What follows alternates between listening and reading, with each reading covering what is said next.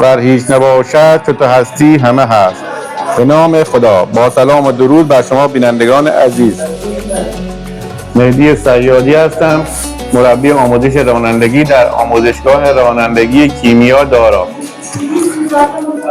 با 18 سال سابقه مربیگری. امروز برای آگاهی و یادگیری نحوه صحیح اقدامات اولیه جهت تسلط بر خودرو برای شروع به حرکت در خدمت شما هستیم.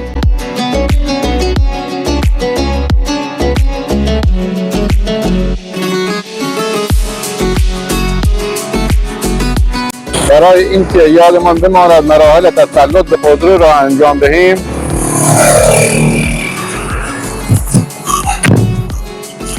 تمامی مراحل را به صورت مخفف در یک کلمه گنجانده ایم که آن کلمه صادرک می باشد. اولین صدا در کلمه صادرک صاد به معنی صندلی می باشد.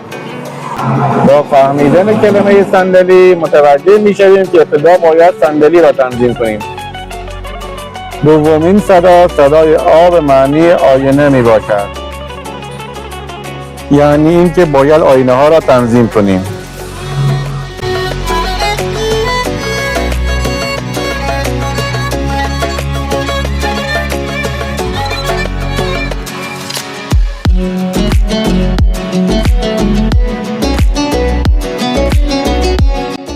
سومین صدا صدای دال به معنی دنده می باشد.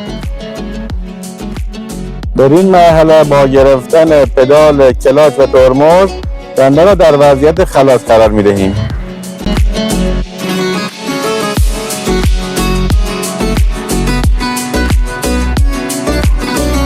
چهارمین صدا صدای ر به معنی روشن کردن خودرو می باشد. ابتدا سویچ را وارد می کنیم. چرخاندن سویچ 4 مرحله دارد.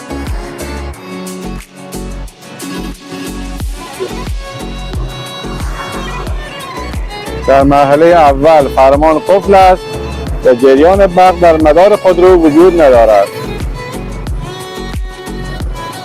در مرحله دوم قفل فرمان باز شده و جریان برق وارد تجهیزات جانبی خودرو می‌گردد.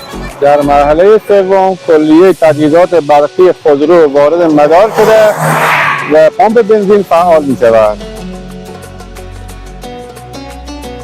مرحله چهارم استارت و روشن شدن خودرو می باشد.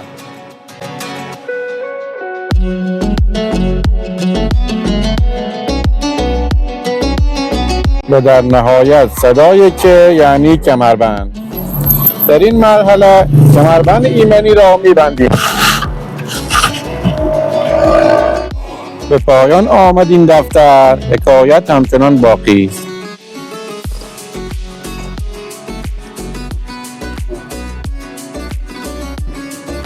امیدوارم از این بخش آموزش نهایت استفاده را برده باشید. تا درودی دیگر، بدرود.